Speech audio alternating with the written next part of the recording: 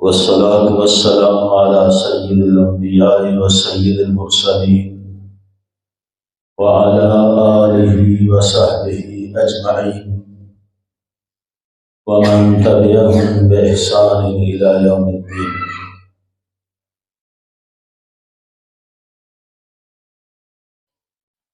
ہر قسم کی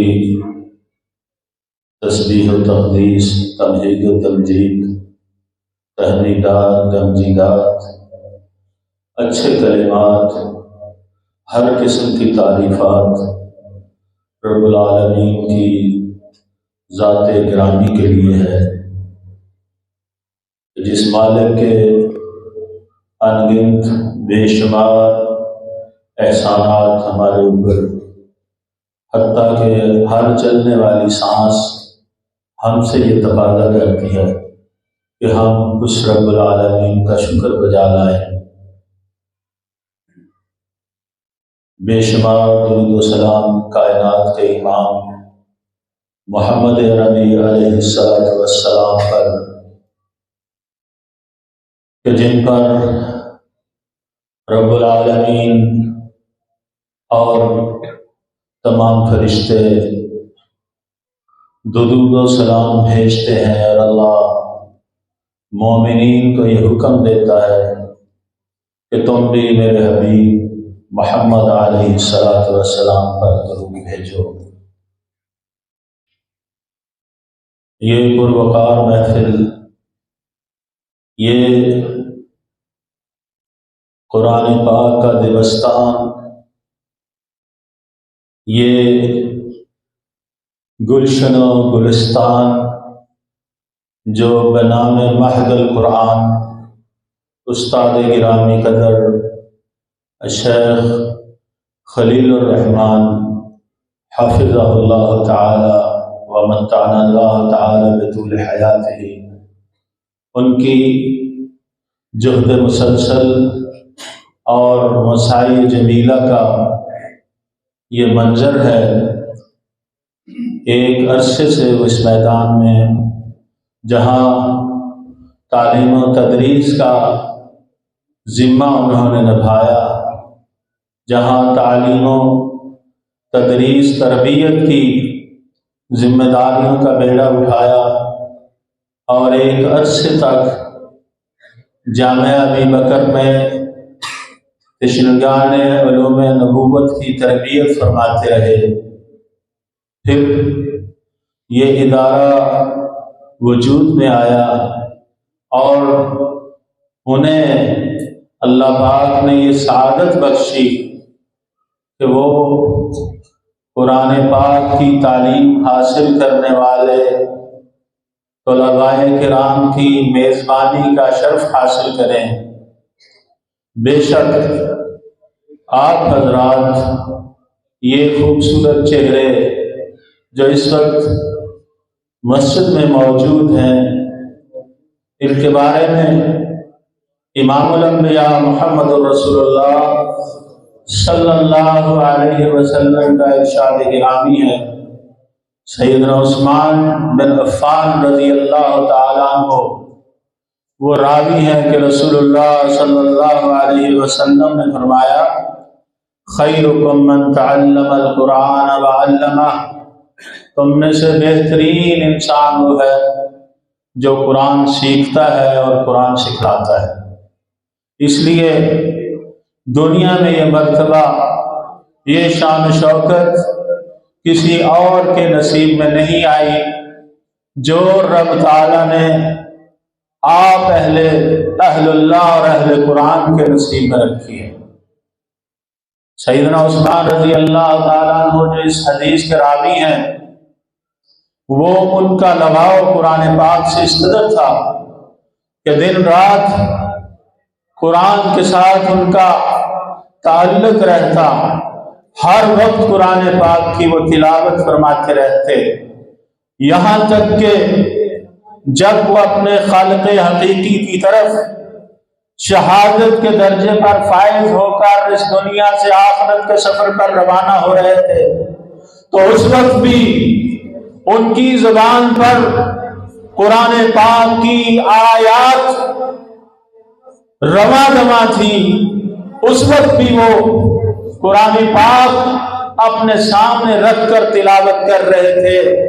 اور شہادت کا یہ مقدس خون ان آیات کو ترک کرتے ہوئے یہ گواہی دے رہا تھا کہ قرآن پاک ان کے سانس سانس میں بسا ہوا ہے۔ اور یہ حدیث انہوں نے بیان کی کہ رسول اللہ صلی اللہ علیہ وسلم نے فرمایا کہ تم میں سے بہترین وہ ہے جو قرآن سیکھتا ہے اور سکھلاتا ہے۔ اس لیے آپ حضرات طلباء کرام بہت زیادہ مبارکباد کے مستحق ہیں کہ آپ اہل اللہ ہیں۔ حدیث میں آتا ہے کہ قرآن والے اہل اللہ ہیں۔ قرآن کا ایک سرا پڑھنے والے کے ہاتھ میں ہے اور ایک سرا رب تعالیٰ کے ہاتھ میں ہے۔ یہ قرآن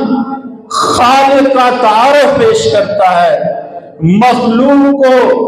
خالق کے سامنے جھکنے کا طریقہ سکھاتا ہے۔ اور ان اللہ لا یغضب من لم یسأل اللہ یغضب علیہ، حدیث میں آتا ہے جو اللہ سے مانگتا نہیں ہے وہ یہ کہتا ہے رب تعالیٰ کہ ادعونی استجب لکم، میرے سامنے جھولیاں پھیلا کے رکھو، میں تمہیں دیتا رہوں گا، مجھ سے مانگو میں تمہیں عطا کروں گا، میرے سامنے ہاتھ پھیلاؤ میں تمہارے ہاتھ خالی نہیں لوٹاؤں گا، لیکن اگر تم مجھ سے مانگو گے نہیں تو میں ناراض ہو جاؤں گا۔ دنیا کا وتیرہ یہ ہے کہ دنیا میں اگر کسی سے مانگا جائے وہ اس بات پہ ناراض ہوتا ہے، لیکن رب تعالیٰ کہتا ہے جو مجھ سے مانگتا نہیں میں اس پر ناراض ہوتا ہوں۔ وہ جانتا ہے کہ میرا رب موجود ہے، عطا کرنے پر قادر ہے، قدرت رکھتا ہے، تو پھر نہیں مانگتا۔ ادعونی استجب لکم، مجھے پکارو میں تمہیں دوں گا۔ ایک طرف یہ معاملہ ہے اور دوسری طرف قرآن پڑھنے والے کا معاملہ حبیب کبریا بتاتے ہیں کہ قرآن پڑھنے والا قرآن پڑھتا ہے، مانگنا بھول جاتا ہے، اللہ بن مانگے اسے عطا کرتا چلا جاتا ہے۔ کیوں کہ وہ اس کی کتاب پڑھ رہا ہے، اس کے کلام کا ورد کر رہا ہے، وہ ایک حرف پڑھتا ہے، اللہ ایک نیکی لکھتا ہے، پھر اس ایک نیکی کو 10 میں تبدیل کر دیتا ہے۔ رسول اللہ صلی اللہ علیہ وسلم نے فرمایا کہ میں یہ نہیں کہتا کہ الف لام میم حرفن، بل الف حرفن واللام حرفن والمیم حرفن، الف ایک حرف ہے، لام حرف ہے، میم حرف ہے۔ جس نے الف لام میم پڑھا، ایک کو 10 اور 10 کو پھر یہ 30 نیکیاں الف لام میم پڑھنے پر مل جاتی ہیں۔ اندازہ کیجئے کہ قرآن یاد کرتا ہے، قاری قرآن ہے، اور آپ میں یہ تو مہد القرآن ہے جہاں تعلیم ہی قرآن کی دی جاتی ہے۔ کتنے خوش نصیب ہیں، کتنے خوش بخت ہیں وہ طلباء کرام جو قرآن سیکھنے کے لیے آئے ہیں، اور قرآن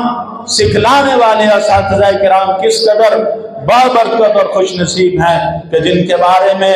محمد عربی علیہ السلام زبان مبارک سے یہ گواہی دے رہے ہیں کہ تم میں سے بہترین وہ ہے جو قرآن سیکھتا ہے اور سکھلاتا ہے۔ اور اس قرآن پر عمل کرنے کی بھی ضرورت ہے۔ جہاں ہم پڑھتے ہیں اللہ سے دعا ہے کہ اللہ پاک ہمیں اس پر عمل کرنے کی بھی توفیق عطا فرمائے۔ میں استاد محترم شیخ خلیل الرحمان لکھوی حفظہ اللہ تعالی ان کا شکر گزار ہوں کہ انہوں نے ہمیں دعوت دی، آپ کے سامنے یہ گفتگو کرنے کا موقع دیا۔ میری آپ سے یہ نصیحت ہے کہ اس قرآن کو جب یاد کر لیا تو پھر اس کے ساتھ اپنے تعلق کو مضبوط رکھیں، یہ قرآن پڑھتے رہیں۔ ایسا نہیں ہے کہ حفظ کر لیا پھر اس کے بعد یہ سمجھا کہ ہم نے تو اب حافظ ہو گئے ہیں، اب پڑھنے کی ضرورت نہیں ہے۔ قرآن بہت جلد بھول جاتا ہے، اس لیے اب اس کے ساتھ اپنے عہد مضبوط رکھنا ہے، اس کو تلاوت کرتے رہنا ہے۔ اس کا انشاءاللہ صدقہ جاریہ ہوگا آپ کا بھی اور آپ کے والدین کے لیے بھی۔ کل قیامت کے دن آپ کے والدین کو اسپیشل پروٹوکول دیا جائے گا اسی کتاب اللہ کی وجہ سے، اور جب نفسی نفسی کا عالم ہوگا اس وقت آپ کے لیے اللہ کی طرف سے یہ آرڈر آئے گا کہ اے حافظ قرآن اقرا ورتقی ورتل کما کنت ترتل فی الدنیا، قرآن پڑھتا چلا جا، الف لام میم سے شروع کریں گے والناس تک پہنچو گے اور مراتب بلندی کے طے کرتے چلے جاؤ گے، جہاں پر قرآن کی منزل ختم ہوگی وہاں تمہارا مقام ہوگا۔ اللہ تعالیٰ مجھے اور آپ سب کو عمل کرنے کی توفیق عطا فرمائے، اور جو اس ادارے کو قائم رکھے ہوئے ہیں محسنین ہیں، اللہ ان کو جزائے خیر دے، کیونکہ وہ اپنا حصہ اس میں ملا رہے ہیں۔ الطالب علی الخیر کفاعلہ، نیکی کی طرف رہنمائی کرنے والا بھی ایسا ہی ہے جیسا نیکی کرنے والا ہے، یا تو علم سیکھنے والا بننا چاہیے، یا سکھلانے والا بننا چاہیے، یا پھر اس کی سرپرستی کرنے والا بننا چاہیے۔ یہی تین سعادت مند لوگ ہیں، اللہ تعالی ہمارے ان میں شمار فرمائے۔ وما علینا الا البلاغ، جزاکم اللہ خیر۔